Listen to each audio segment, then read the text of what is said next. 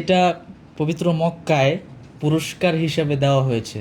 فاز بالمركز الأول في الفرع الرابع محمد زكريا من جمهورية بنغلاديش মানে الشعبية. কেন ইমেজিন, এটা আসলে সত্যি ভাষায় প্রকাশ করার মতো না যে এটা কি দামি সম্পদ।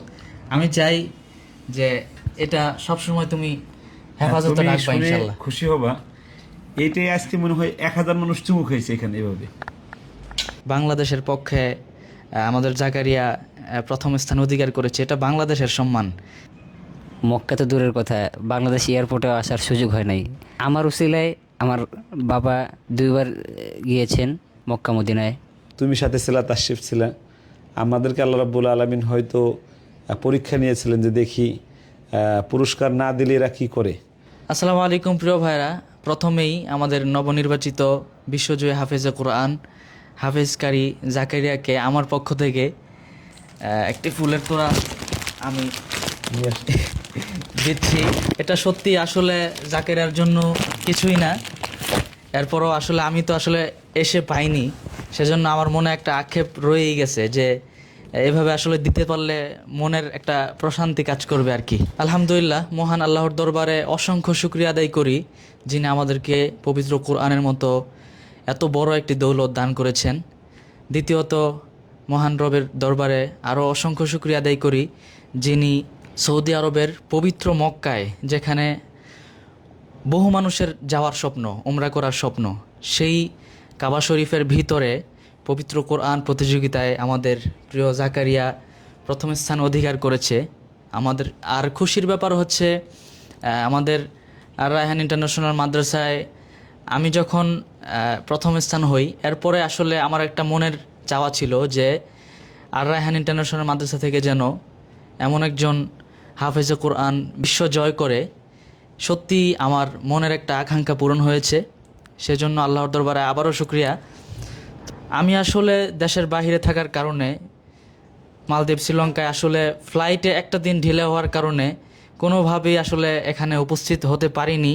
আমাদের প্রিয় জাকারিয়া বিশ্বজয় করে এসেছে, এয়ারপোর্ট থেকে যে একটু মন ভরে রিসিভ করব, আপনাদেরকে জাকারিয়ার যে অর্জন এটা উপস্থাপন করব, অ্যাপ্রিসিয়েট করব, সেটা আসলে হয়তো আমার নসিবে ছিল না, কিন্তু আমি বরাবরই খুবই সন্তুষ্ট এবং খুশি হয়েছি।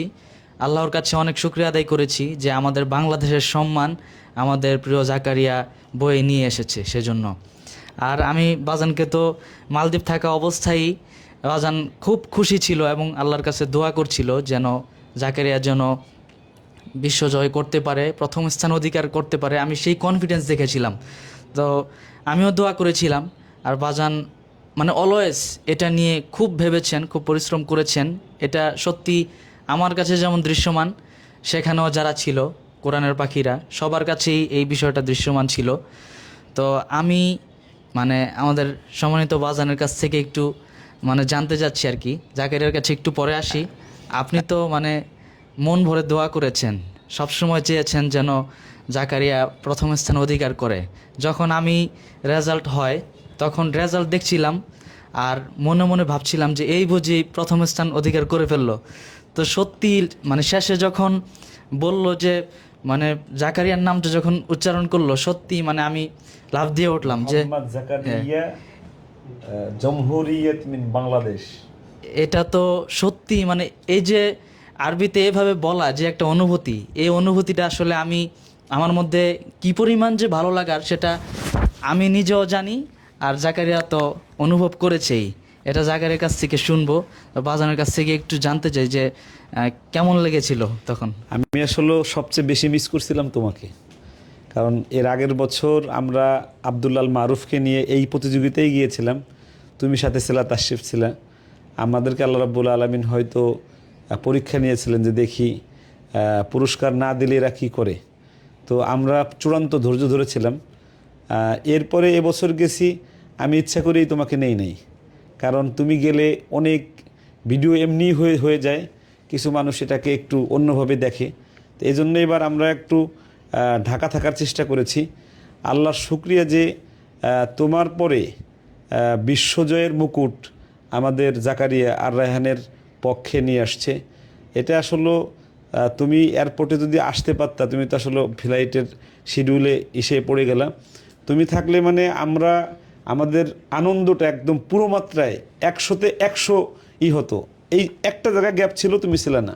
তা আমরা সবাই এমনি দর্শকরাও মিস করতেছিল তোমাকে। তো আলহামদুলিল্লাহ এখন তোমার সাথে আরেকজন যোদ্ধা হয়েছে আর রায়হান পরিবারে, আলহামদুলিল্লাহ। তবে বাজান আমি মানে ভাবছিলাম যে আমি না থাকি সমস্যা নাই, বাকি বাংলাদেশের প্রত্যেকটা মানুষ জানছে যে বাংলাদেশের পক্ষে আমাদের জাকারিয়া প্রথম স্থান অধিকার করেছে। এটা বাংলাদেশের সম্মান, এটা শুধু আমাদের না, পুরো বাংলাদেশের সম্মান। না, এটা তো মানে 133 দেশ, তোমার জানা মতে আমাদের জানা মতে পৃথিবীতে এত বড় প্রতিযোগিতা আর হয় নাই। এটা তো এই বড় নিঃসন্দেহে। প্রতিযোগিতায় হারামের মধ্যে, মক্কাতুল মোকাররমার একদম হারামের মধ্যে প্রতিযোগিতায় 1 নম্বর হওয়াটা, এটা প্রত্যেকটা মুমিন হৃদয়ের শ্রেষ্ঠ চাওয়া। তো সেই শ্রেষ্ঠ চাওয়া আমার তো তোমার নিয়ে বলতাম না, আমরা 2015 সাল থেকে যে তোমার নিয়ে একটু বাইতুল্লাহ প্রতিযোগিতায় যাব, আমি সবসময় বলতাম আমরা চেষ্টা করছি। রায়হানকে নিয়ে আমি 2015 সাল থেকে নিয়ে 2025 সাল পর্যন্ত একাধারে এই প্রতিযোগিতা আমরা করেছি। 5 থেকে 7 বার 2 নাম্বার বানাইছে রায়হানকে, কোনোদিন এই জায়গায় আমরা চান্স পাই নাই। এটা রায়হানের জীবনের সবচেয়ে বড় দুঃখের জায়গা যে ইসলামিক ফাউন্ডেশন থেকে এই জায়গায় সে নির্বাচিত হয় নাই। কিন্তু আলহামদুলিল্লাহ রায়হানের পরে, রায়হানের দোয়ায়, আমাদের সকলের প্রচেষ্টায় নুরুদ্দিন জাকারিয়া টিকেছে। শুধু টেকে নাই, সে যে একদম সর্বোচ্চ যে সম্মান সেটাই নিয়ে আসছে আলহামদুলিল্লাহ। আলহামদুলিল্লাহ। জাকারিয়ার কাছ থেকে একটু মানে অনুভূতিটা জানতে চাই যে তুমি তো এই পৃথিবীর বুকে সবচেয়ে সম্মানীয় স্থান পবিত্র মক্কা শরীফে, হেরেম শরীফের ভিতরে আসলে মানুষ শুধু কাবা শরীফটা দেখার জন্য চোখের পানি ফেলে দিনরাত কাঁদে যে আমি একটু সৌদি আরবে যাব, মক্কায় যাব, একটু আল্লাহর ঘরটা দেখব। সেই হেরেম শরীফের ভিতরেই প্রথম স্থান অধিকার করাটা, এটা মানে কিভাবে আমি এটা আসলে বলবো, ভাষায় প্রকাশ করা তো সম্ভবই না। তো তোমার কাছ থেকে একটু অনুভূতিটা জানতে চাই যে আসলে কিভাবে ভাষায় প্রকাশ করবা এটা। এখানে হারাম শরীফের ভিতরে প্রত্যেকটা মুমিন মুসলমানেরই চাওয়া পাওয়া থাকে যে একটু বাইতুল্লাহ সচক্ষে দেখবে, একটু নবীজির রোজা শরীফ, রোজা মুবারক একটু দেখে আসবেন। শুধু দেখা যায় অনেকের 80-90 বছরের জীবনেও সুযোগ হয় না। বিশেষ করে আমার বাবার কথাই বলি, আমার বাবা 50 বছরে একবার, মক্কা তো দূরের কথা, বাংলাদেশ এয়ারপোর্টে আসার সুযোগ হয় নাই।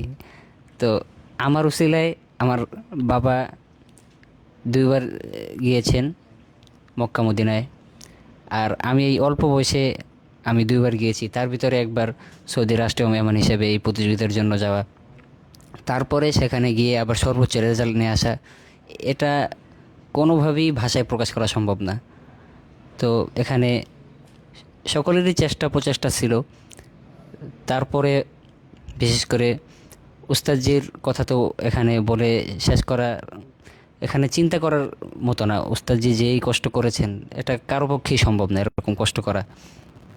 তো সকলের দোয়া কামনা করি আল্লাহ তাআলা যাতে আমাকে যেই পুরস্কার দান করেছেন, যাতে আল্লাহ আরও বড় পুরস্কার দান করেন ইনশাল্লাহ।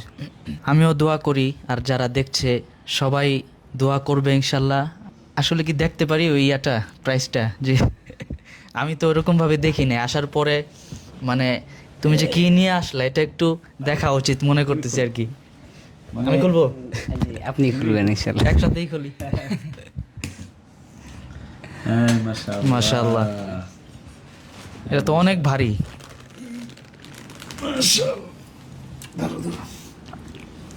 আর মনে হচ্ছে আমাকে দিতেছে কেউ। জাকারিয়ার পক্ষ থেকে আর আমার পক্ষ থেকে তোমাকে এটা দেয়া হলো। মানে এটা পবিত্র মক্কায় পুরস্কার হিসেবে দেওয়া হয়েছে। মানে কেন ইমাজিন, এটা আসলে সত্যি ভাষায় প্রকাশ করার মতো না যে এটা কি দামি সম্পদ। আমি চাই যে এটা সবসময় তুমি হেফাজতে তুমি রাখবা শুনে ইনশাআল্লাহ। খুশি হবা, এইটাই আজকে মনে হয় 1000 মানুষ চুমু খাইছে এখানে এভাবে। মানে এটা ওই বাইতুল্লাহর গিলাফের মতো, তো 1000 মানুষ চুমু খেয়েছে আজকে। বাজানের প্রচেষ্টা অব্যাহত ছিল সব সময়। তারপরে নুরুদ্দিন জাকারিয়া এবার যে পুরস্কার নিয়ে এসেছে, আশা করি ইনশাল্লাহ সামনে আরও অনেক বড় বড় অর্জন হাফেজ জাকারিয়ার মাধ্যমে আসবে ইনশাল্লাহ। তোমাদের দুইজনের কাছ থেকে দুটি জিনিস চাচ্ছি।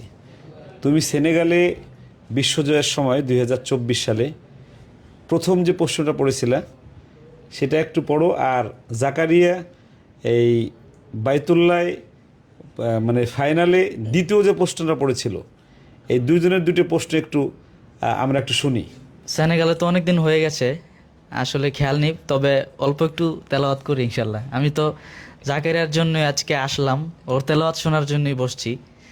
তো আল্লাহর কালাম তেলাওয়াত করা সওয়াবের কাজ, আমার জন্য দোয়া করবেন সবাই। أعوذ بالله من الشيطان الرجيم بسم الله الرحمن الرحيم وتلك حجتنا آتيناها إبراهيم على قومه نرفع درجات من نشاء إن ربك حكيم عليم ووهبنا له إسحاق ويعقوب كلا هدينا ونوحا هدينا من قبل ومن ذريته داود وسليمان وأيوب ويوسف وموسى وهارون وكذلك نجزي المحسنين صدق الله العظيم. أعوذ بالله من الشيطان الرجيم. بسم الله الرحمن الرحيم.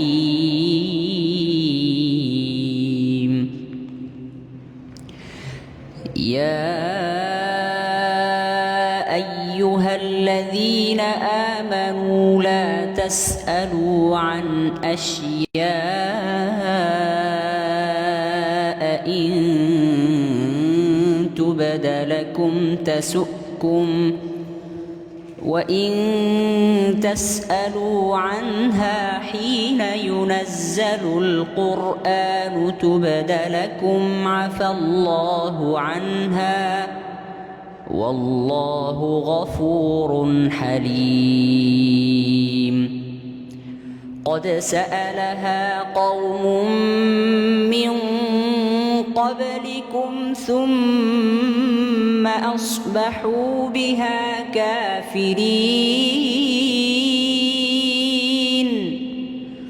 ما جعل الله من بحيرة ولا سائبة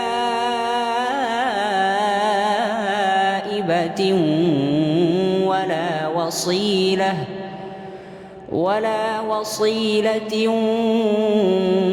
ولا حام ولكن الذين كفروا يفترون على الله الكذب وأكثرهم لا يعقلون. صدق الله العظيم. ঠিক আছে ভাইরা, সবাই দোয়া করবেন আল্লাহ যেন বাংলাদেশের প্রতি আরও বেশি বাংলাদেশকে যেন আরও বেশি সম্মানিত করেন পবিত্র কোরআনের মাধ্যমে। সবসময় যেন প্রতি বছর যেন এই কোরআনের বিশ্বজয় যেন ধারাবাহিকভাবে চলতে থাকে, সেই দোয়াই করি।